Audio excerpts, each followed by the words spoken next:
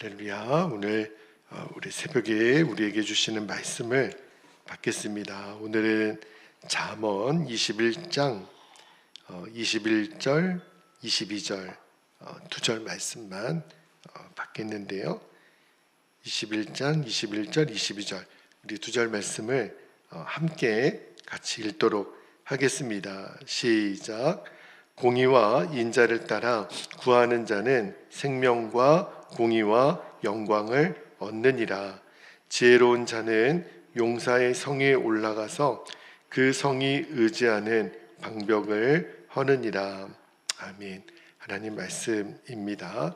그 잠언 말씀을 읽어가면서 한 절 한 절씩 거의 모든 말씀을 다 해석해 보려고 이번에 잠언을 작정을 읽고 있는데 시간은 더디 가더라도 한 절 한 절에 담겨진 말씀이 깨달아지고 또 우리에게 누려지게 해주셔서 감사한데요. 오늘 새벽에는 하나님의 어리석음이 사람보다 지혜롭고 라는 제목의 말씀으로 주신 은혜를 나눌게요. 오늘도 두 가지 말씀의 진리를 주셨는데 첫 번째는 공의와 사랑을 실천하며 사는 것, 이것이 결국은 참된 생명과 영광을 얻게 된다라는 말씀을 좀 나눌게요. 자, 21절 말씀을 천천히 제가 다시 한번 읽어드릴게요. 21절에 보니까 공의와 인자를 따라 구하는 자는 생명과 공의와 영광을 얻느니라, 그렇게 되어 있는데, 공의라는 말은 우리가 그동안 많이 들었어요. 하나님의 정의를 말하는데 이런 거죠. 공의를 따른다라는 거는 하나님 말씀을 따르는 거죠. 그렇게 정직하고 바르게 살아가는 게 공의고, 인자는요, 성경에서 인자라고 표현된 단어는 사랑으로 읽으면 됩니다. 근데 이때의 사랑은 육신적인 사랑이 아니에요. 여기서는 하나님의 언약의 사랑, 한없이 베풀고 나눠주는 하나님의 거룩한 사랑을 가리킵니다. 그리고 공의와 인자를 따라서 구하라 그랬죠. 이 구하라라고 하는 표현은 한결같이 마치 간절히, 그러니까 사슴이 시냇물을 찾아 갈급한 같이 한결같이 간절하게 찾으라, 그런 뜻이에요. 자, 그렇게 되면은, 그러니까 그 하나님의 공의와 인자를 간절히 찾고 따르면 여기 약속하시기를 생명과 공의와 영광을 얻게 될 것이다. 근데 이런 거 쉽게 한마디로 말하면 하나님 말씀대로 살면 하나님의 가장 좋은 것을 그에게 주신다, 이 교훈인데, 자, 이게 머리로는 이해가 돼요. 근데 우리의 실제 삶을 돌아보면 우리가 상황이 많이 달라집니다. 요즘 그 사람들에게, 특히 아이들에게도 설문조사를 해보면, 자, 사람이 정직하게 사는 것이 바르다라는 것을 아이들이 알아요. 그런데 물어보면 정직하게 살면 손해본다라고 대답하는 사람이 10 중에 6명, 7명은 정직하게 사는 것이 손해본다, 이렇게 생각한다는 거예요. 때로는 편법도 쓰고, 그죠?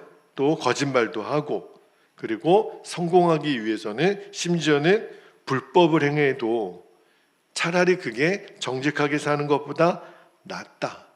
내가 움켜줘도 모자를 파네. 언제 다른 사람에게 사랑을 베풀고 공의를 베푸냔 말이에요. 사람들이 머리로서는 정직이 최상의 정책이다 알고는 있지만 실제 삶에 있어서는 달라요.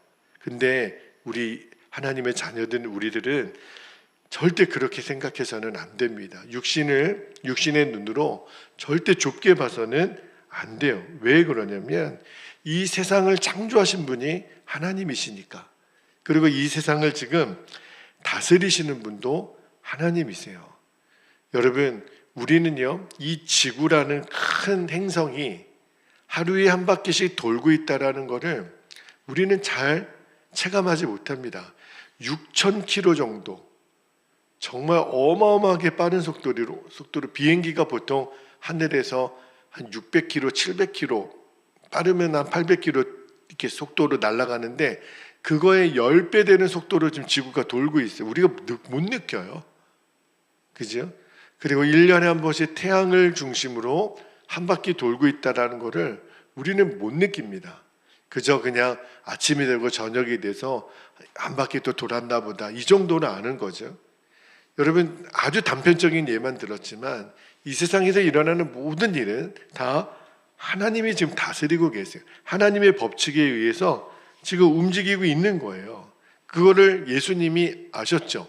그래서 마귀가 마태복음 4장에 보면 예수님에게 시험하죠. 나에게 절하면 내가 세상 부귀 영광 모든 것을 너에게 주겠다. 근데 예수님은 거절합니다. 그죠? 그리고 하나님의 공의와 하나님의 사랑에 대해서 이야기를 하세요. 그렇게 사는 거 아니라고. 그리고 예수님은 말만 하신 게 아니라 하나님의 완전한 공의와 완전한 사랑을 십자가에서 이루셨어요. 내 생명을 우리를 위하여, 예수님의 생명을 우리를 위하여 다 내어주셔서 십자가에서 하나님의 완전한 공의와 사랑을 이루시고 우리에게 생명과 공의와 영광의 길을 열어주신 거예요. 예수님이 힘이 없으셔서 그런 게 아니죠. 예수님은 말씀 한마디로 하늘의 천사들을 다 동원시키고 자신을 드러내실 수 있었어요. 스스로 영광을 받으실 수 있었어요. 그러나 그 사단의 유혹을 뿌리치십니다. 나는 너가 주는 거짓 영광에 나를 팔지 않겠다. 그리고 오히려 십자가의 길을 걸어가세요. 여러분, 이렇게 사는 것이 구원과 생명을 드러내 주신 거예요. 우리를 위해서. 어제 주일 예배 때 말씀을 드렸던 것처럼 여러분, 우리가 육신이 이끄는 삶이 너무너무 강하고 또 그렇게 따라 사는 것이 무섭습니다. 여러분에게 자세한 이야기는 다 드릴 수 없겠지만 우리 연애 안에도 정말 목사님들 안에 무서운 분열이 있어요. 그 원인과 결과에 대해서는 하나님께 다 맡겨드리지만 그러나 마음이 아픈 것은 저도 모르는 사이에 우리가 진짜 육신대로, 제가 어제도 잠깐 말씀드렸지만 내가 어느 학교를 출신인지 또 어떤 생각을 갖고 있는지에 따라서 우리가 이렇게 욕심이 앞서는가? 목사들이 이것밖에 안 되나? 막 가슴이 너무 답답하고 힘이 많이 들어요. 이 육신에 이끌려 사는 것이 진짜 무섭다는 생각이 듭니다. 정말 내 안에 오신 그 육신을 따라 살지 않게 하기 위해서 내 안에 오셔서 너희들 그렇게 살면 죽는다라고 경고하시고 내가 이끄는 대로 살아야 돼라고 말씀하시는 그 성령님의 인도하심을 따라 한 걸음 한 걸음 순종하는 것밖에는 없어요. 그 길이 손해보고 또 어떤 때는 사람들이 알아주지 않아도 좁은 길을 걸어가도 오늘 말씀하신 것처럼 우리가 공의와 인자를 따라가면 말씀하신 생명과 공의와 영광의 길을 걷고 있는 거예요. 주님이 그거를 우리에게 주시겠다고 하신 이 약속을 우리들이 늘 기억하며 그 순종의 길을 걸어가는 저와 여러분 되시기를 축복합니다. 자, 두 번째 주시는 말씀의 진리는 다시 한번 하나님의 지혜에 대한 말씀을 드릴게요. 하나님의 지혜는 천군만마보다 더 큰 능력을 발휘합니다 라고 하는 진리를 나눌게요. 자, 22절 말씀도 제가 다시 한번 읽어드립니다. 22절에 지혜로운 자는 용사의 성에 올라가서 그 성이 의지하는 방벽을 허느니라, 무너뜨리느니라, 그렇게 되어 있는데 여기 보면 용사의 성이라고 나오죠. 근데 용사의 성은 굉장히 용맹스러운 군사들이 지키는 성이에요. 그리고 그 후반절에 보니까 그 성이 의지하는 방벽이라고 되어 있는데 얼마나 견고하고 든든하게 지키는지 우리가 보통 철옹성이라고 하는 단어를 쓰고 난공불락의 성이다, 이런 표현을 쓰죠. 완벽한 방어 장치가 준비된 성이라는 거예요. 여러분 생각해 보면 그런 성을 함락하려면 이거는 보통 무기가 필요한 게 아니죠. 옛날에 공성퇴라 그래가지고 이 지렛대 같은 걸 이용해서 던지는 그런 무기나 또 굉장히 많은 수의 군인들이 필요합니다. 그러니까 옛날에는 이 성을 차지하기 위해서 전쟁을 많이 치렀죠. 자, 그런데 오늘 말씀해 보니까 그렇게 굉장히 견고한 성이라도 그 성을 결국은 헐고 그 성을 차지하는 이는 누구냐면 지혜로운 사람, 지혜로운 자가 성에 올라가서 그 견고한 것들을 허문다. 아무리 그 성이 견고한 성벽으로 둘러싸여 있고 용맹한 군사들이 지킨다 하더라도 지혜를 가진 자, 하나님의 지혜를 가진 자는 그것을 이겨내고 정복한다는 거예요. 여러분 군사적으로만 본다면 이런 거죠. 여러분 전쟁을 치르기 위해서는 일단은 군인이 많아야 되고 무기가 강해야 되고 이게 당연한 논리예요. 자, 그런데 뭐 옛날도 마찬가지고 현대전도 마찬가지지만 숫자나 무기의 많고 적음이 모든 전쟁의 성패를 좌우하는 게 아니더라고요. 결국은 그것을 운용하는 것은 누군가의 지혜예요. 굉장히 지혜가 뛰어난 어떤 전략가, 어떤 그런 군사 전문가들이 이제는요, 사람이 이렇게 현대전은 치고받고 싸우는 그런 전쟁이 아니잖아요. 옛날처럼. 이제는 어떠한 상대방이 어떠한 약점을 갖고 있는지, 상대방은 어떤 작전을 펼치고 올 건지를 정확히 파악하면 거기에 대처해서 군사작전을 치르면 이기는, 그죠? 그러니까 아무리 그런 뭐 엄청난 희생을 치르더라도 늘 패했던 전쟁도 어떤 누군가의 지혜와 전략으로 그 전쟁에서 이기는 경우가 있단 말이에요. 아, 그렇구나. 이 전쟁에서 승패는 군사의 수나 무기가 아니라 지혜와 전략 같은 요소들이 분명히 있구나. 그거를 좀 강조하는 말씀이에요. 예전에 여러분 손자라고 하는 사람이 이 병법에 관한 책을 썼죠. 뭐라 그래요? 손자병법. 저는 그 책을 읽어보지는 않았는데 워낙 뭐 유명하잖아요. 그래서 심지어는 나폴레옹 같은 사람도 그 손자병법의 책에 그 군사작전을 인용했다는 거예요. 중국에 큰 내전이 있었을 때 국민군을 이끄는 그 장개석을 결국은 모택동이 이끄는 공산군이 이겨냅니다. 그때 이 모택동이 뭐라 그랬냐면 중국 인민을 해방시킨 것은 손자다. 그런 표현을 쓴 적이 있어요. 그러니까 그 손자병법에 나오는 그 지혜서가 굉장히 군사학적으로는 유용했던 것 같습니다. 이런 거죠. 전쟁에서는 그러니까 지혜로운 전략이 천군만마보다 더 큰 능력을 발휘했다는 거예요. 자, 그런데 뭐 전쟁에서뿐만 아니라 정치나 경제나 사회나 다 통용되는 진리예요. 그러니까 다른 점이 있다면 전쟁에서의 전략이 이제는 과학이나 어떤 기술, 그러니까 지금 세계의 흐름은요, 그 베이컨이 얘기했던 지식이 힘이다. 그 논리로 지금 이 시대가 움직여지고 있잖아요. 그런데 오늘 하나님의 말씀으로 우리가 꼭 생각해 볼 것은, 자, 말씀드렸던 것처럼 물리적인 숫자보다 세상의 지식이나 기술이 더 뛰어나다고 본다면, 그런데 그런 어떤 지식이나 기술도 총체적으로 그것들을 다스리는 더 큰 원칙이 있다는 거예요. 그게 뭐냐면 하나님이 주시는 지혜라는 거예요. 그러니까 하나님의 지혜를 대항할 수 있는 게 없다라는 거예요. 그러니까 오늘 이 말씀은 궁극적으로는 인간이 어떤 뛰어난 기술이나 지식이나 이런 것들을 강조하는 말씀 넘어서서 하나님의 지혜가 갖고 있는 절대성, 하나님의 지혜가 갖고 있는 최선의 전략, 그거를 말하는 거예요. 그래서 사도 바울이 아무리 인간이 지혜가 뛰어나더라도 이런 표현을 쓴 적이 있어요. 자, 고린도전서 1장 25절, 오늘 설교 제목인데요.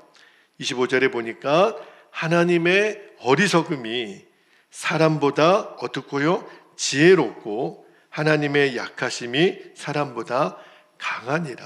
그러니까 우리가 어떤 세상의 물리적인 힘보다 지식이나 기술이 더 중요한 요소라고 한다면 그것과는 정말 비교할 수 없는, 사람이 아무리 똑똑해도 아무리 그가 잘났어도 하나님의 어리석음보다 못하다라는 거예요.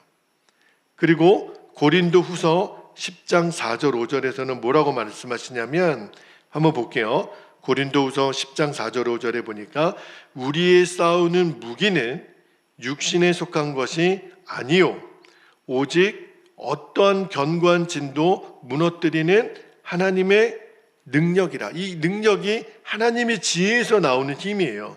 모든 이론을 무너뜨리며 5절에 하나님 아는 것을 대적하여 높아진 모든 것들을 다 무너뜨리고 모든 생각을 사로잡아 그리스도에게 복종하게 하니, 그렇게 말씀하세요. 사도 바울이 고린도 교회 성도들에게 신신당부하는 거예요. 여러분들이 아무리 철학이 발달하고 인간의 지식이 아무리 발달하더라도 하나님의 미련함보다도 못한 것이 인간의 지혜라는 거예요. 하나님 아는 것을 대적하는, 아무리 사람들이 똑똑해지고 현대과학이 발달하더라도 하나님을 대적하는 것이라면 하나님 다 무너뜨리고 그 모든 생각을 사로잡아 예수 그리스도 앞에 복종하게 하실 거다, 그렇게 말씀하세요. 말씀을 묵상하면서 요즘 여러분 AI 시대라고 이야기를 해서 이제는 인공지능에게 물어보면 거의 모든 대답을 해줍니다.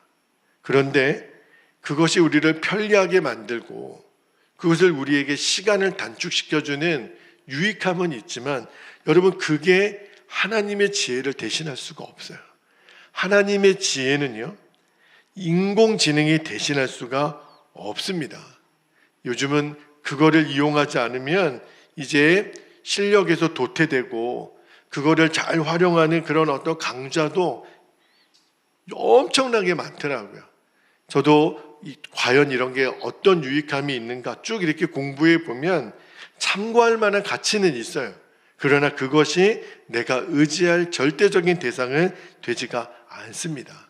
하나님의 지혜는요, 인간의 지식을, 인간의 기술을 뛰어넘으세요. 그러니까 이게 놀라운 거예요. 그런데 그 지혜가 누구에게 주어지냐면 하나님을 경외하는 자에게 주신다는 거예요. 아무리 마귀가 예수님을 그가 유혹하고 시험해도 예수님이 이겨내셨잖아요. 그게 하나님의 지혜 때문에 그래요. 하나님이 예수님에게 주셨던 그 지혜는요, 마귀의 세력도 복종시키고 하나님의 능력, 하나님의 영광을 드러내신다는 거예요. 세상에 어떠한 견고한 성도 무너뜨릴 수 있는 지혜는 하나님께 속해 있습니다. 그러므로 우리가 붙들고 우리가 구하고 우리가 찾는 것은 AI가 주는 정보가 아니에요. 우리의 생명을 거는 우리의 궁극적인 대상은 하나님의 말씀입니다. 하나님께로부터 주어지는 지혜예요. 하나님을 경외하는 자에게 주시는 그 지혜가 어떠한 성도 무너뜨릴 수 있는 강력한 힘인 것을 우리가 정말 마음으로 붙잡고 또 그 길을 달려갈 수 있는 저와 여러분 되시기를 주님의 이름으로 축복합니다. 자, 이제 우리 함께 기도하겠습니다.